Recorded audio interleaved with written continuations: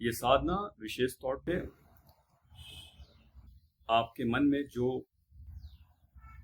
इच्छित वर्ग है जिससे आप शादी करना चाहती हैं, ये उसके लिए है। आपको क्या करना है, इस मंत्र का मैं 108 बार अभी जप करने वाला हूँ। आप या तो मेरे साथ साथ आप इस मंत्र को दोहराएंगे मेरे बाद, और अगर आप नहीं दोहरा पाती हैं तो फिर श्रवण कीजिए, और श्रवण करते हुए आप एक एक बेलपत्र को आप शिवलिंग पर अर्पित करते जाइए। ये शुरुआत आप कल 23 जुलाई इस दिन से करेंगे। शिवरात्रि का जो दिन है, रात्रि में से शुरुआत करेंगे, और फिर दूसरे दिन से हर दिन सुबह इसको आपको करना है। निरंतर आपको 45 दिन तक करना है, बिना किसी दिन रुके हुए। और अगर बीच में ऐसा, क्योंकि एक भी दिन आपको ब्रेक नहीं होना चाहिए, और अगर जब भी ये ब्रेक होता है तो आप उस दिन आप मानस रूप से कीजिएगा, लेकिन कीजिएगा जरूर। मतलब कि जैसे बेलपत्र नहीं हो पाया, वैसे बेलपत्र के बारे में एक मैं अच्छी बात बता दूं कि बेलपत्र अगर आपने एक बार लिया है, अगर आज आपने इस्तेमाल किया और कल आपके पास नहीं है, अगर ऐसे सिचुएशन में है, तो आप उस बेलपत्र की अच्छी खास बात क्या है कि आप उसे धोकर फिर से इस्तेमाल कर सकते हैं। बेलपत्र को दोबारा इस्तेमाल उसी बेलपत्र को धोकर किया जा सकता है, इसकी खासियत है। जो पुष्प में नहीं है, फूलों के साथ ऐसी बात नहीं, सिर्फ बेलपत्र के लिए मैंने बोला, तो उसको धोकर फिर से वापस कर सकते हैं, क्योंकि किसी स्थिति में वो शुद्ध नहीं होता, बल्कि वो टूटना नहीं चाहिए। टूट जाएगा तो फिर वो खंडित हो गया तो कोई मतलब नहीं था। लेकिन अगर खंडित नहीं हुआ है, आप 2 बार 3 बार जितनी बार भी आप संपर्क कर सकते हैं तो कर सकते हैं। खैर, तो आप मंत्र जाप जो मैं भी करूंगा उसके साथ साथ आप वेद करते जाएंगे। ये हो गया आपके, आप करके देखिए, कंटिन्यू साधना कीजिए। और जैसे जैसे आप भगवान शिव को ये बेलपत्र अर्पित कर रहे हैं, उस लड़की की छवि, उस इंसान की छवि जिससे आप शादी करना चाहती है, अपने मानस पटल पे, अपने ध्यान पे रखिए। ये विशेष मंत्र जो आपके मन में इच्छा है, जिस भी वर से आप शादी करना चाहती हैं, ये खास मंत्र उस आपकी इच्छा पूर्ति के लिए है। यहाँ भी आपको आज जो सावन का महाशिवरात्रि का दिन है, रात्रि प्रहर में आपको शिवलिंग पे 108 बेलपत्र अर्पित करना है। और जब जब आप बेलपत्र अर्पित कर रही हैं तो भगवान उमापति से आप मन ही मन ये भावना रख रही हैं कि मेरा इस व्यक्ति से आप रास्ता बनाओ, इससे मेरी शादी हो जाए। और जब ये आप अर्पित कर रही हैं तो आपकी आंखों के सामने मानस रूप से उस लड़के की, जिस लड़के से आप शादी करना चाहती हैं, आप उसका ध्यान रखेंगे, ध्यान करेंगे। और साथ ही साथ भगवान उमापति से आप समर्पण भाव से आप अपनी प्रार्थना भी कर रही हैं, और उसके साथ ही साथ ये मंत्रोच्चार भी कर रही हैं। मैं मंत्रोच्चार कर रहा हूँ, अगर आप इसे बोल सकती हैं बहुत अच्छा है, अगर नहीं बोल पाती हैं तो आपको ये निरंतर श्रवण आप करती रहिए, और ये आपको 45 दिन तक निरंतर करना है। मंत्र है ओम क्लीं नमो कामेश्वराय इच्छितं वरम देहि ओम। बेलपत्र को अर्पित कीजिए। ओम क्लीं नमो कामेश्वराय इच्छितं वरम देहि ओम। ओम क्लीं नमो कामेश्वराय इच्छितं वरम देहि ओम। ओम क्लीं नमो कामेश्वराय इच्छितं वरं देहि ॐ। ॐ क्लीं नमो कामेश्वराय इच्छितं वरं देहि ॐ। ॐ क्लीं नमो कामेश्वराय इच्छितं वरं देहि ॐ। ॐ क्लीं नमो कामेश्वराय इच्छितं वरं देहि ॐ। ॐ क्लीं नमो कामेश्वराय इच्छितं वरं देहि ॐ। ॐ क्लीं नमो कामेश्वराय इच्छितं वरं देहि ॐ। ॐ क्लीं नमो कामेश्वराय इच्छितं वरं देहि ॐ। ॐ क्लीं नमो कामेश्वराय इच्छितं वरं देहि ॐ। ॐ क्लीं नमो कामेश्वराय इच्छितं वरं देहि ॐ। ॐ क्लीं नमो कामेश्वराय इच्छितं वरं देहि ॐ। ॐ क्लीं नमो कामेश्वराय इच्छितं वरं देहि ॐ। ॐ क्लीं नमो कामेश्वराय इच्छितं वरं देहि ॐ। ॐ क्लीं नमो कामेश्वराय इच्छितं वरं देहि ॐ। ॐ क्लीं नमो कामेश्वराय इच्छितं वरं देहि ॐ। ॐ क्लीं नमो कामेश्वराय इच्छितं वरं देहि ॐ। ॐ क्लीं नमो कामेश्वराय इच्छितं वरं देहि ॐ। ॐ क्लीं नमो कामेश्वराय इच्छितं वरं देहि ॐ। ॐ क्लीं नमो कामेश्वराय इच्छितं वरं देहि ॐ। ॐ क्लीं नमो कामेश्वराय इच्छितं वरं देहि ॐ। ॐ क्लीं नमो कामेश्वराय इच्छितं वरं देहि ॐ।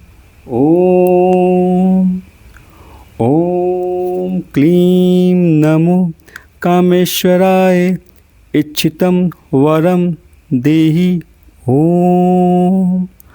ॐ क्लीं नमो कामेश्वराय इच्छितं वरं देहि ॐ।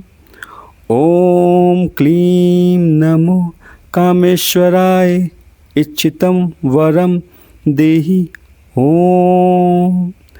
ॐ क्लीं नमो कामेश्वराय इच्छितं वरं देहि ॐ।